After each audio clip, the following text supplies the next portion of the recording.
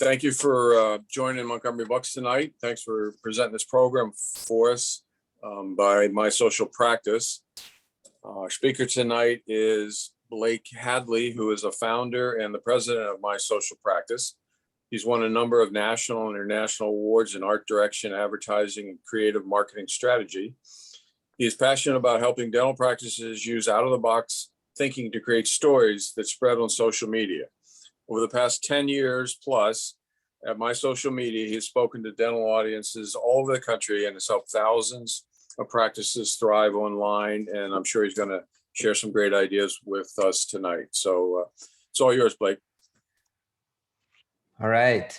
Thanks so much, Tom, for the introduction. And thanks for inviting me to speak to your group tonight.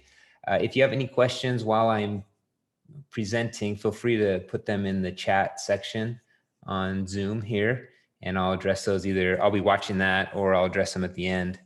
But yeah, feel free to chat in. Also, this will be recorded, so we'll send this out afterwards so that you can have access to it. So don't worry about having to write everything down. You'll get a recording after. All right, let me share my screen here.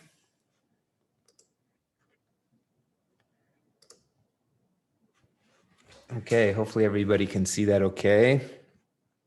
Let me just make sure my chat's open. 1 second. Okay. All right, so my presentation tonight is about growing your dental practice through social media and Google Maps. We're going to be covering both of these. Let me turn on my camera 1 second here. Oh, my camera is on. Okay, we're good. So yeah, we're going to cover the first part. I'm going to talk about social media, and the second part, I'm going to talk about Google Maps and Google My Business, both really important things for you to be doing in your practice for effective marketing online. Just a little bit about My Social Practice. So we really consider ourselves the #1 comprehensive social media marketing solution for dental practices. We've been doing this for 12 years now. We partner with some of the biggest industry leaders, and then we really practice what we preach. If you check us out on social media or check out our Google reviews, it's kind of how we've grown our business. And so we have one of the largest following in the dental industry as far as social media goes. We also do more than just social media. We can help you with getting reviews. We can help you with your website if you need help designing and building and hosting a website. And then we also can help you rank higher in Google Maps, and I'm going to talk a little bit about that later. We also host one of the largest dental marketing conferences. It's called the DDMC, or the Dental Digital Marketing Conference. If you go to dentalmarketingconference.com, you can check that out. We're still actually building this page for this year's event, but it's in October, October 15th. It's a one-day event. If you want to just come and learn everything about digital marketing, we get the industry's top thinkers and strategists for marketing to come and speak at this event. So first, I want to talk a little bit about social media. So today's patient is most effectively reached through social media. They build and maintain their relationships through social media, and they make their decisions, a lot of their decisions, based on social proof. We've seen social media grow even more during the pandemic. People are spending a lot more time online. It's where they're building those relationships.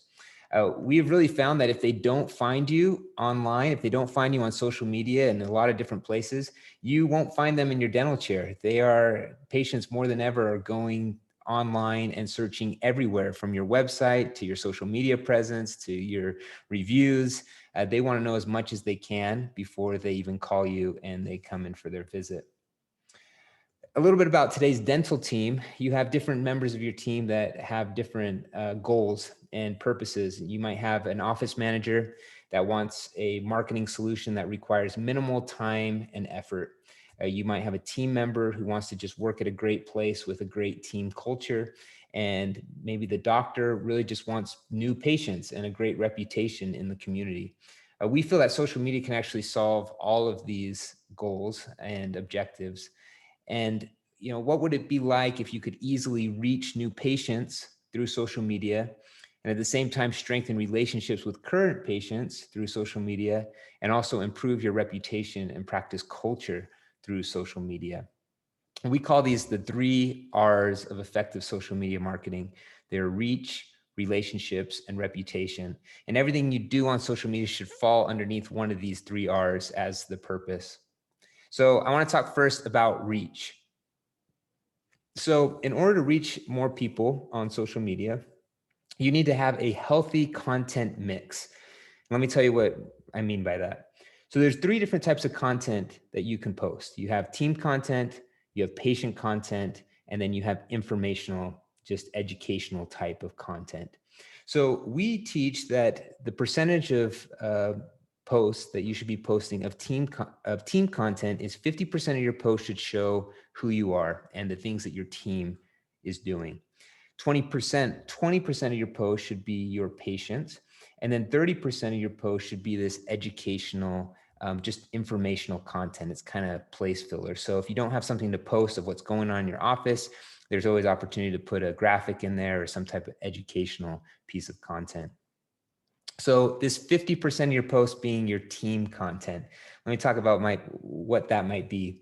Here's a really fun post of just the doctor. He's holding a sign, says 100 likes and I'll dance.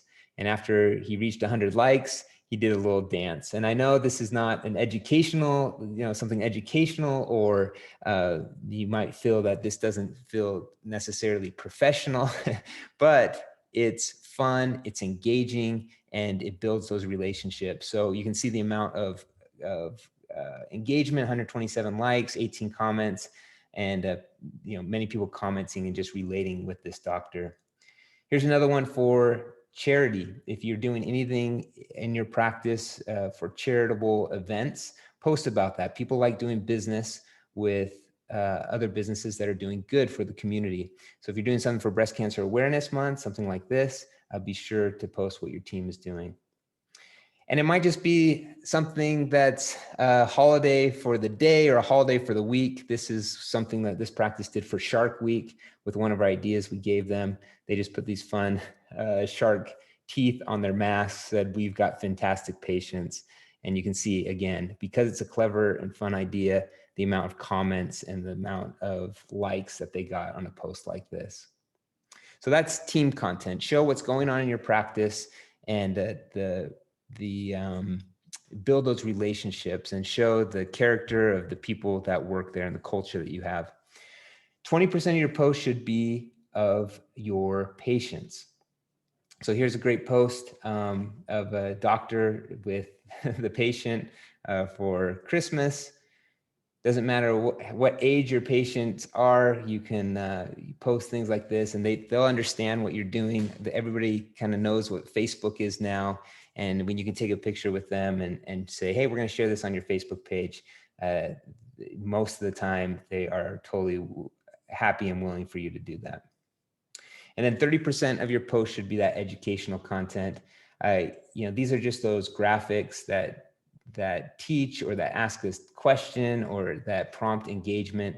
And again, this isn't maybe the best type of content for social media, but it's great for those place fillers where you need it.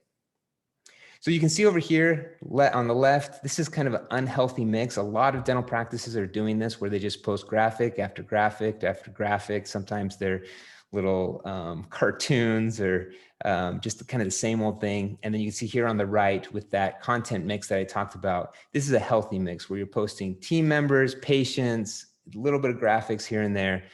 This is so much more inviting if someone goes to your page and sees this rather than what they can see here on the left. So another way to reach more people is to be engaging on social media. So let me tell you a little bit about how social media works and why engagement is so important. So if you post something like this on the left, a non-engaging type of post, maybe just a stock image that says, "Don't be shy, show off those pearly whites," just something kind of generic like that. What happens is Facebook actually decides to show that post to, I think it's less than 1% of people who even follow you. So if people have clicked follow on your Instagram or your Facebook page, Facebook says, we're going to show it to only a very small percentage of those people. And then if those people don't like it, comment on it, or share it, That's where it stops. No one else even will see your content except yourself that posted it and maybe 1 or 2 people. Now, if those people that see it end up liking it, sharing it, or commenting, Facebook will look at that and say, this must be relevant content. People like this and more people want to see it. So Facebook actually decides to show it to more of your followers. And then this is where it grows exponentially from there. If more of them share and comment, then it expands even outside of your followers to your community that will see that post. So that's why it's so important to be engaging, to ask for engagement, to do interesting type of posts so it will reach more people. If not, nobody will see it. One way to guarantee that people will see your content is to do what's called boosting your posts. And if you're familiar with Facebook, every time you post something, there's a little button right underneath the post that says boost. And this is just, you can put anywhere from 1 to however much you want into every single one of your posts so that more people in a geographic area will see that content. And so we recommend to our practices that you boost your posts just to a geographic area if it's something that you want to get out there and you want to be seen. And so it just guarantees, it's kind of a pay to play model that Facebook has. So some ways to get engagement that are organic ways, if if you're not willing to put some money into it, you need to post at the right times. They actually did a big survey a while ago on Instagram to see what's the best time to post. And in this survey, they actually saw that on Wednesday and Friday from about 8 a.m. to 1 p.m. was a great time to post. So take that for what it's worth. That's what they found out. In the healthcare industry specifically, they found that on Tuesday from 8 a.m. to about 1 p.m. was a really good time to post. So you can try that. It might not work for you. Who knows? But I thought I'd share that data. But the best way to know when to post, if you go into the back end of your Facebook or your Instagram account and your insights, you can scroll down to where it says followers, and it'll actually tell you what times on what days your followers are the most active on social media. So you can see here on the bottom, it looks like Wednesday is the time they're the most active. And then you can look at the time as well and post during those times. It's a better chance that you'll get more engagement at those times. You're going to also want to post photos with faces. They did a survey that said that of 1.1 million Instagram posts were analyzed, and the photos with human faces were 38% more likely to receive likes and 32% more likely to receive comments. So again, like I talked about, that 50% of team, the 30% of your patients, those photos with faces are really the most effective. Here's a great example from Baer Dental. They do a really good job of just posting the people, and people like to see that. Even though it has an idea like who makes the best donuts, they don't just put a graphic saying who makes the best donuts. They have somebody holding a sign that says who makes the best donuts. So they have that face in there. Another tip is to post what are called carousel posts. These are multi-photo posts. You can do this on Facebook or Instagram. And they actually receive 2.2% more interaction than just posting one single image. And one reason for this is that Facebook and Instagram count the interaction. So when somebody touches the photo and swipes to the next one or touches it to see more photos, Facebook says, oh, someone must be interested in your content, so let's show more people this photo. So that simple touch counts as interaction, which will get more engagement. So these are just those photos. You've seen them probably on Instagram. They have those little dots at the bottom where you can swipe to the next photo. So if you have a few photos, put them all together and post them in that way. And then video. Video is really the hot type of content right now on social media. It gets 21.2% more interaction than just posting an image. There are a lot of options for video now on Instagram and Facebook. You may have heard of Instagram Reels or TikTok type of videos. These are short form videos that are 15 seconds long. And this is just really popular content right now. So I have a whole other presentation about TikTok and Reels and how to create these type of short form videos, but I really think it's the future of what social media will become. One of the reasons why social media platforms like Instagram and Facebook like video is because it makes people spend more time on social media. And what does that mean? If they spend more time, Facebook and Instagram can show them more ads, so it's beneficial to them, and that means more money for them, right? So video, if you can develop a really good video strategy, I would highly recommend that. Videos also work in stories. You might be familiar with Instagram stories. This is popular content right now as well. This is 24-hour content. It disappears after 24 hours. And they've found that people really like this content because it feels more authentic and more real. It's not so planned. And so people can really connect with your practice as you show little things that are happening throughout your day. They're also really fun. You can add stickers, you can create polls, you can ask different questions. They're really interactive. So as far as being engaging, this is a great way to engage with your followers and get more people to see your content. Another way to reach more people is just to be consistent. You have to have a consistent social media plan. We recommend that you post at least 3 times a week with that good mix of content that I talked about. And to have some type of schedule. For our clients, we provide them with a calendar of everything going on that month, and we tell them when they can post the ideas that we give them. So it just makes it really easy for someone who's managing your social media to know what to do and when to do it.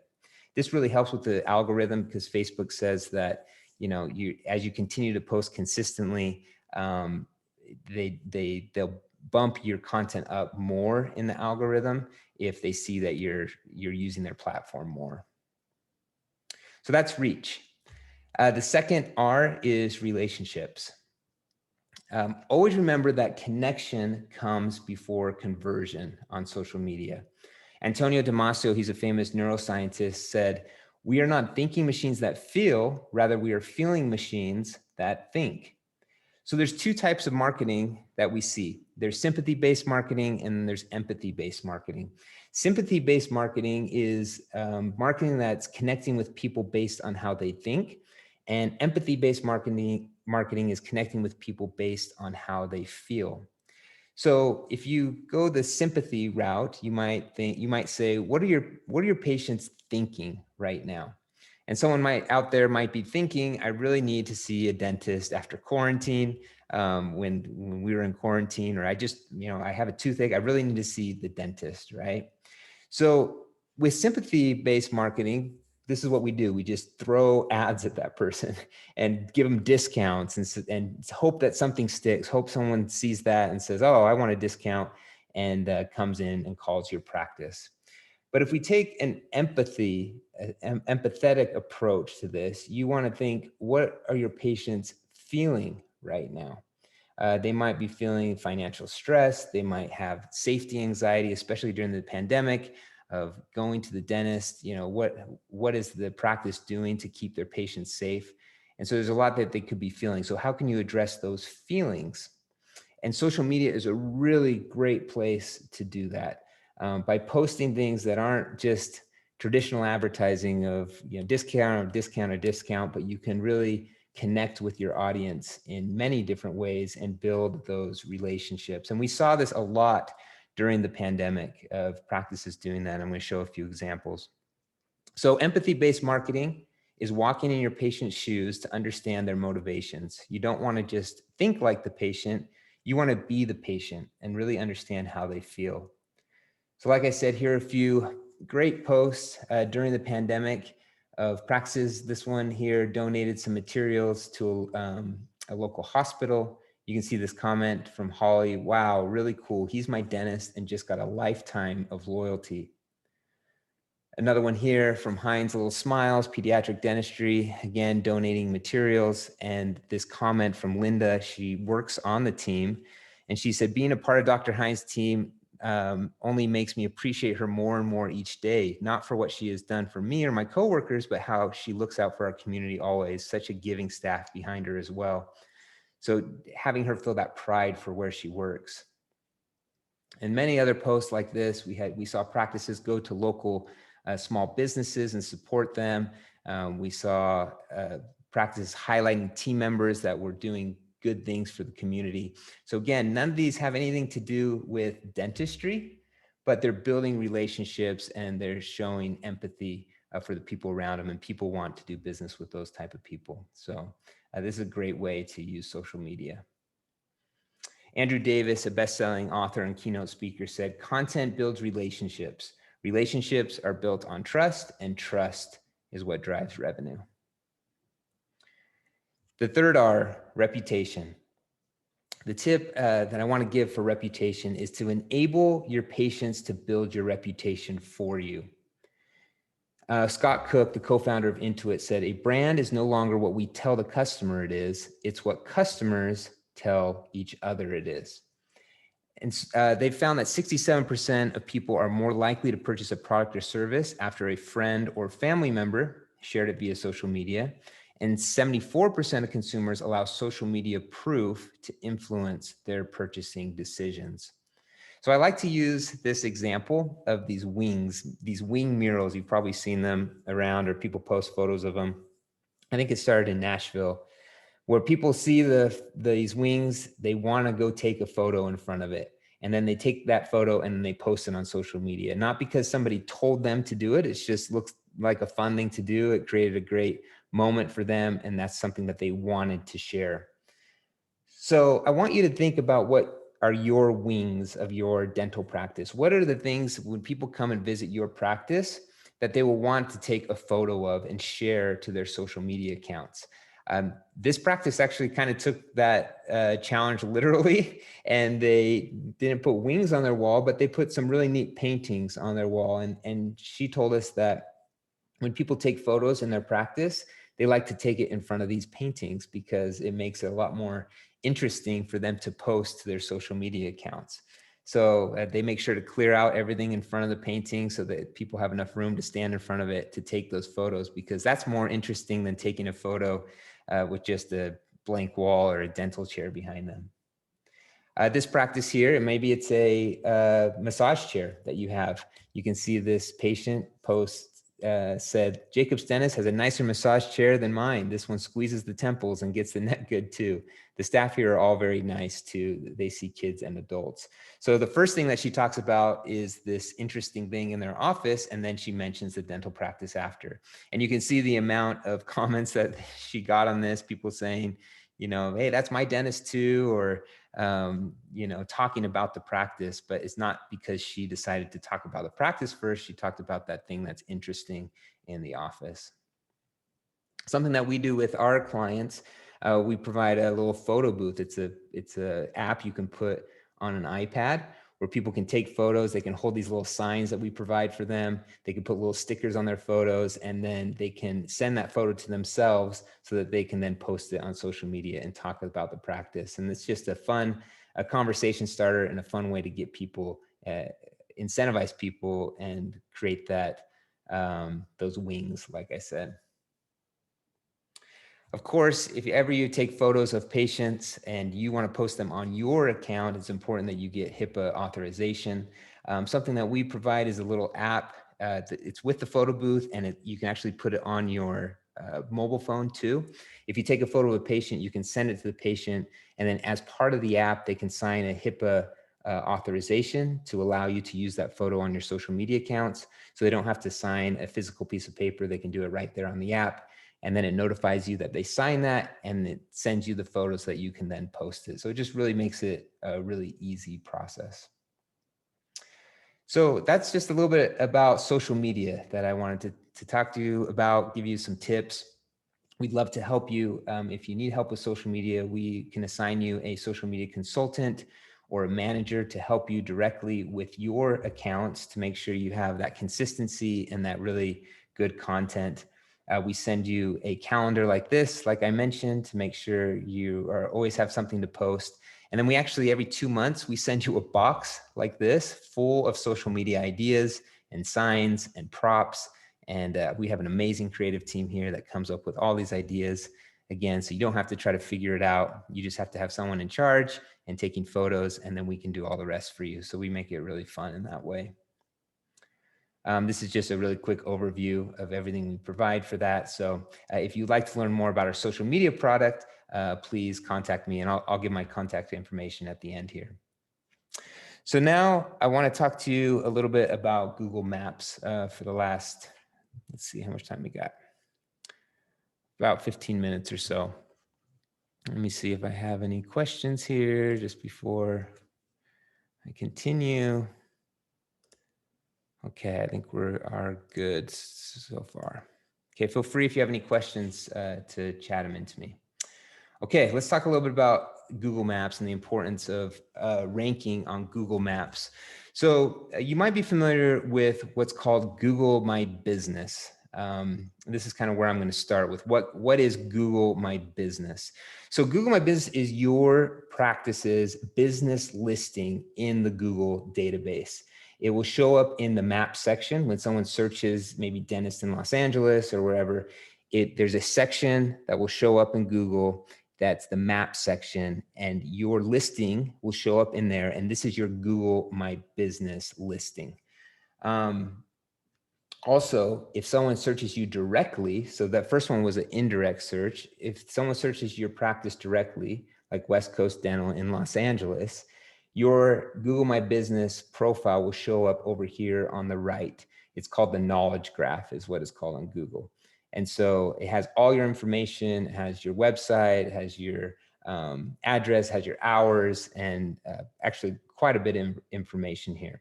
So those are kind of the two areas that will show up when someone does a search. And then if they click on that, it'll open up to Google Maps where it'll show your location. It will put your profile here on the left with that same information. They can call you from here, or they can get directions or whatever they need right from Google without ever even having to go to your website. I like to actually call it your website before your website, because they're finding more and more people are just using that and not even visiting websites sometimes. So that's why, again, it's so important. Just a little bit about the history of Google My Business. Back in 2005 is when Google started this, and it was called Google Local Listings. And basically what they did is it was just they just scraped all of the Yellow Pages information that was out there, and they created a local listing without even the business's permission. They just created a listing for every business, every phone number that was in the Yellow Pages, and they created a database for that. And then in 2012, that then changed to what's called Google Places. They kind of built out their maps structure a little bit more. And it was the same thing. It was your listing, but it was called Google Places. And then in 2013, they changed it to Google Plus. You may have heard of Google Plus. They tried to create a social media platform that competed against Facebook, and it failed. So you don't hear about Google Plus anymore because they discontinued it. But it was the same thing where they integrated your listing and tried to make it into a social media type of profile. And then when that failed, they created in 2014 called Google My Business. So this is all the same thing. If you heard some of these other terms, they're all the same thing that Google has just changed over the years, but now it's called Google My Business. So the reason why this is so important for you to know what it is 90% of online searches are all through Google now. So when people are searching for a practice on Google, there's really three different areas on that homepage. They found that 68% of consumers say that they trust those Google Map results. That's in the very middle. So at the top are the ads that'll show up. In the middle are the maps results, and at the bottom are the organic results. So 68% trust those maps results. They found that 10% of consumers say they trust the PPC and AdWords. If it's me, I always skip over those ads at the very top. I kind of always go down to the map section or the organic listings, but 10% of people do trust those ads at the top. And then 27% of consumers say they trust those organic results. So as far as trust goes, the map section they found has the most trust of consumers. They also did a big survey a little while ago where people were asked, which dentist would you most likely pick from a Google search? And the top answer was the one with the best online reviews, had 43%. The second, the one closest to me, third, the top ranked one in the search results, third, the cheapest one, or fourth, the cheapest one, and then last, the one with the best looking website. So people were looking at the reviews over anything else, and the reviews are what's in the your Google My Business profile. Also, 1/3 of mobile searches are related to location now, which is really interesting. When people are on their phone doing a Google search in their browser, they found that 1/3 of them have to do with location, they're looking for things close to them. Location related searches in maps are actually growing 50% more than browser searches. So people are actually going to, and you might do this, I know I do this, they'll go to their Apple Maps or their Google Maps app to do a search for a local business rather than going to their browser. So so this is kind of becoming a common thing now to open up your Apple Maps or open up your app in Google to do that. And then the Google Maps is actually used by 70% of monthly navigation app users. So really the two biggest apps for location search are Apple and Google Maps is used by 70% of users. So automatically, if you have an Android phone, that's the go-to app. If you have an iPhone, it's the Apple. But a lot of people, even if they have an Apple phone, are using Google Maps. So this is kind of how a profile shows up in the Google Maps app. So let me just show you how that works. So you can see here, this is VP Dental, their location in Maps. And when people search around that location, you can see two different searches here. One, this lady searched really close to the practice, and this man here searches a little bit further away.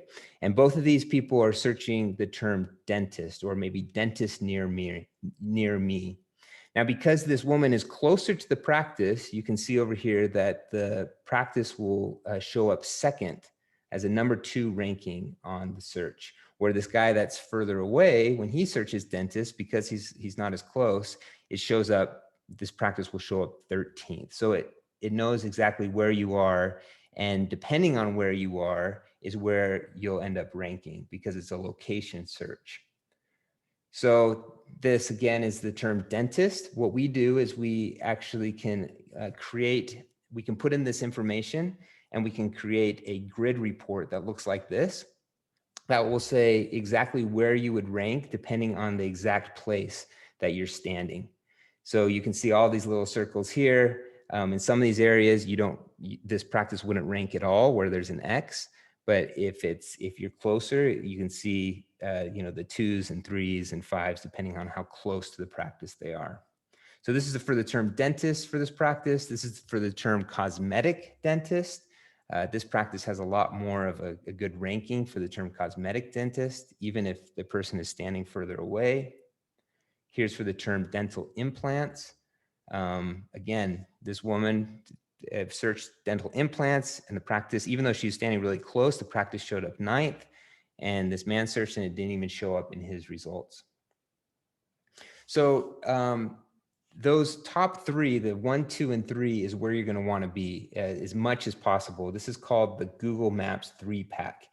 And they found that 92% of searchers will actually pick a business on that first page of local search results. And the Maps pack gets 44% of the total clicks. So of course, you're going to want to rank in the top 3. And on the first page after you do a search, that's what shows up. There's an ad under Maps, and then there's 3 different listings that will show up. So that's why you want to rank on that first page in as many locations as you can. So how can you get from a grid report looking like this, where you're ranking kind of lower across in all these locations, to something that looks like this on the right, where you have a lot more, no matter where you're standing, you'll fall in that 3-pack. And that's what we help practices do. But there's a few tips that I can show you, and that I'm going to show you in just a bit of how to do that. So what determines your Maps ranking? There's really 3 things that Google looks at. There's relevance, there's distance, and then there's prominence. So first, relevance. Google says relevance refers to how well a local business profile matches what someone is searching for, and complete and detailed business information to help Google better understand your business and match your profile to relevant searches. So this is depending on what they put in, it'll just find what's the most relevant results that they're looking for. Second is distance, as we've talked about. Depending on how close they are to your practice, you'll rank higher. If you're further away, you won't rank as high in the map section. And then the last is prominence. This one's interesting. Prominence is based on information that Google has about a business from across the web, like links, articles, and directories. Google review count and review score factor into local search ranking. More reviews and positive ratings can improve your business's local rankings. So this is about how much people are talking about you across the web, how many articles are about you, how good your reviews are. Google looks at that, and that, again, will determine how high you rank. So there are 6 things in this presentation. There's tons of things that you can do to rank higher in maps, but I just want to start you off with 6 things that you can start with today, just to make your ranking just a little bit better. So the first thing is you need to claim and verify your listing. I'm actually surprised when I talk about this, how many practices still haven't done this. And so if you want to check if you've already claimed or verified your listing, if you go to maps.google.com and you search your location, search your practice, you will see on the left-hand side, there's a little section that says manage this listing. If you click on that, it'll ask you to verify to manage the location, and it will send a text or call a phone number that is on that listing if it hasn't been claimed. And so that will either call your office, or whoever's phone number is connected to your listing, it will send a text to that phone number. And then if it's already been claimed, it'll let you know that it's been claimed. But it'll also tell you, if you don't know that it's been claimed or who claimed it, it will say, you can see here, it says, this listing has already been verified by SE, and doesn't show me the whole email address, but it'll at least give you an idea of who claimed it if you can figure out what that email address is. So once you do that, if you go to business.google.com, it will take you into the back end of your business account. Now, you need to be an admin over your back end. So if you go up to the top right-hand corner, you'll be able to see if you are logged in underneath your Gmail account. And if it shows this page, it means that you are an admin over the account. Another way to do that is if you download the Google My Business app and you scroll down here, it will say that you're logged in your Gmail as, in this case, I'm logged in as myself, and you can continue as yourself by signing in.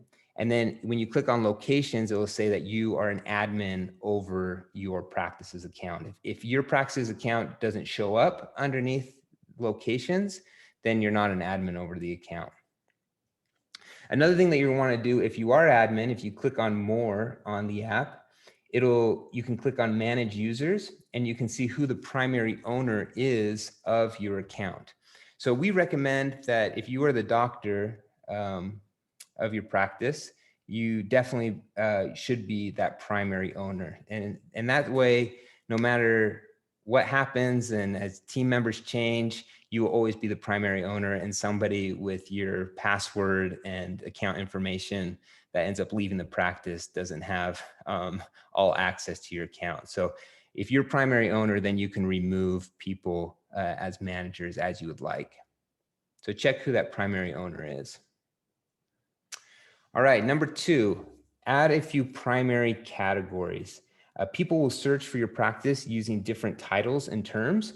So if you add a few primary categories to this top, you could show up for different terms. So you want to think, what do you want to show up for? Dentist, cosmetic dentist, dental implants provider, orthodontist, whatever it might be. You want to put we recommend at least 3 primary categories that you should put in this section. I think it allows you to put as many as you want, but once you start putting too many, it starts becoming too broad and it doesn't help your search. So we recommend at least 2 or 3 that you put in there. So this is how it looks when you click on that category section. It has different categories that you can choose from. So this one, cosmetic dentist, dental implants provider. Number 3, broaden your service areas. This one was really interesting when we found out how it helped the rankings. So if you click on service areas there, you can add as many service areas as you want. Now, when you think about your local area, there's probably certain cities that you think, people will visit you from that are close to your location. But there's actually a lot of different names of counties that Google pulls in that you might not never even heard about around your area. And so here's an example.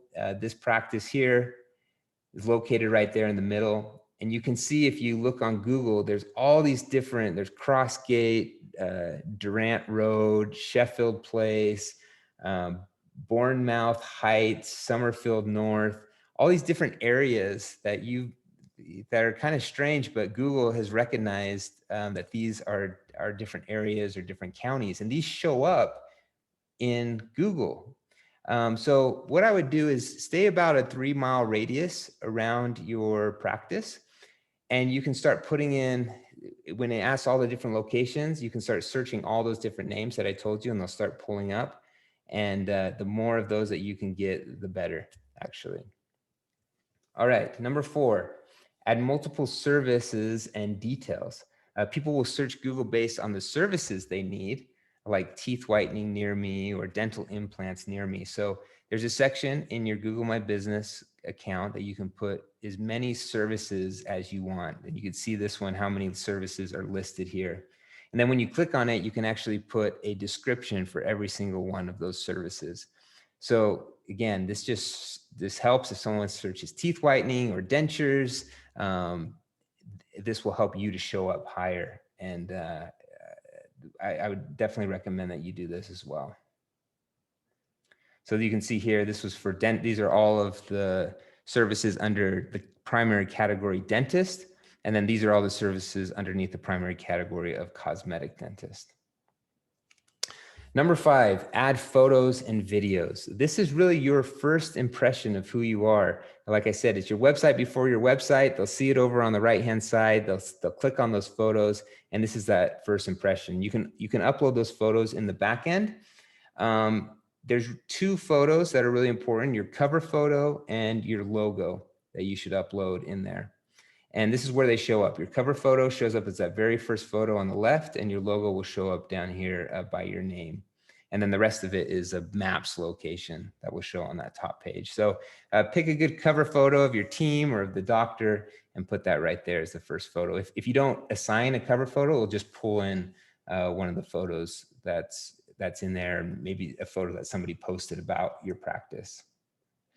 We provide all of our clients with a checklist, a photo checklist of what they should post and how many photos they should post, how many they should post of their office. Here's just kind of it shows what we send out to our clients. At least 3 photos of the exterior of the practice, at least 5 photos of the interior of the practice, at least 5 photos of your team. You can do individual photos of every team member, at least 3 photos of patients. And then if you have any videos, there's a section you can load your videos as well. Anything that you can give a potential patient to just learn more about you, this is a great place to put it. Number 6, acquire and respond to reviews. Reviews, as I talked about earlier, are so important for your Google My Business page, and it's really what people are looking for when they search is how good are your reviews. Those high quality positive reviews that can improve your visibility and increase the likelihood that new patients will call. So if you go on the left-hand side to your reviews tab in your Google My Business, you can see the ones you've replied to, and you can also see the reviews you haven't replied to. I would encourage you to reply to all of your reviews. People look at those replies now, and if you haven't replied, it not only will it'll not only bug the person that leaves the review, but people want to see how you respond, especially if someone leaves something that's negative. They will read how you respond, because everybody understands that somebody will come in and give you a negative review once in a while, but the important thing is how you respond to that. To make sure you never miss a review, you can go to the settings section and make sure you turn on those notifications. So whoever's admin will receive a notification right when you get a new review. You can do that on the app as well. The Google My Business app is really awesome if you haven't downloaded it. There's a quote by Baer. He's a best-selling author and business strategist. He said, "My advice is to answer every customer in every channel every time. Customers expect a business to respond to them in approximately 24 hours." So if someone leaves you a review, they kind of expect a 24-hour response. I would say 24 to 48-hour response. So make sure someone's in charge of responding to those. So one way that we recommend that practices get more reviews is to simply ask for them. I know that kind of goes without saying, but ask for them while they're in the office. So a simple conversation like, "Hey, Carl, would you mind sharing your experience with us today?" And then get them to do it while they're there. The strategy of waiting until they get home and sending them an email and saying, "Hey, will you leave us a review?" just doesn't seem to work. Nobody gets to it, or nobody does it when they get home. So one thing that we do, we provide a software for our clients where they can just send a simple text message to the patient right when they're there. They can click on the link from the text message, and it will take them to a page like this, where they can just simply click on where they want to leave you a review on Google or Facebook, and then they can leave a review right then and there. So it makes it really easy to get that review. You just have to remember to have that conversation. So I'm sure a lot of you have heard of a software kind of like this, but it's something that we can provide you as well. So those are kind of some tips of how you can rank a little bit better just to start, but there's a ton that you can be doing behind the curtain to help you really optimize your Google My Business listing. We have a team that's all they eat and breathe, this stuff, and that's all they think about is how to help practices rank just a little bit better. So we can help you with that with our SEO service as well. So if you're interested, please reach out to me. I just wanted to show you a couple quick case studies of some practices that we've worked with. This is Shady Grove Pediatric Dentistry in Rockville. And when they started with us, day one, they had about 5 of those front page listings. Day 49, they had 102 of those front page listings. And day 88, they had 116. That was for the term children's dentist. And then for pediatric dentists, for that term, when people search pediatric dentist near me, they started with 41 on day one, on day 49, 108, and day 88, they had 110 on the front page. So that's kind of the results that you can kind of expect when you work with us. You'll pick your terms. What do you want to rank for? What terms do you want to rank for? And then we really work on those terms to get you just a little bit better on that grid report. This is, again, a progress over 6 months working with us. You can see their views on search. We're down low when they first started, and you can see the progress, the amount of search that they got, and how much they showed up on Google Maps as well. We've helped them increase how often they're viewed. Here's website visits before Google Maps, or from Google Maps, went up 97% after working with us. Click to call from Google Maps went up 54%. And views on Google search went up 134% just because they showed up more. And views on Google Maps went up 143%. And then my last case study is from VP Dental in Raleigh, North Carolina. And you can see from the term family dentist from day one, they had 0 on the front page. And on day 88, they got 8 that are on the front page of those top 3 rankings. This is just a quote from that client. She said, "Our practice signed up for My Social Practice Google Maps SEO service, and within the first 3 months, we doubled our new patient phone calls. I feel like we've tried so many different SEO services in the past, but this is the first service where I've seen results like new patients. I highly recommend their Google Maps SEO service to anyone looking to grow. We would not be where we are without their help." So it's really working for our clients. We're seeing some great results. If you're interested in this at all, we can run you a free grid report to start with, so you can kind of see where you are right now. If you go to mysocialpractice.com/free-google-maps-analysis, and I'll actually put this in this chat right here. You can just decide on a couple keywords or terms that you want to rank for in your area, and we'll run you a grid report that looks like this one here, the one I talked about, and then we'll send that to you and we can talk about how you can improve. So this is free. If you want to start just learning more and get that free analysis, fill out that form on that page. Here's my contact information. If you have any questions about any of this, you can reach out to me directly. My email is blake@mysocialpractice.com. You can visit us at mysocialpractice.com and look at what we provide and fill out a form if you want a further demo of any of our services, or feel free to call us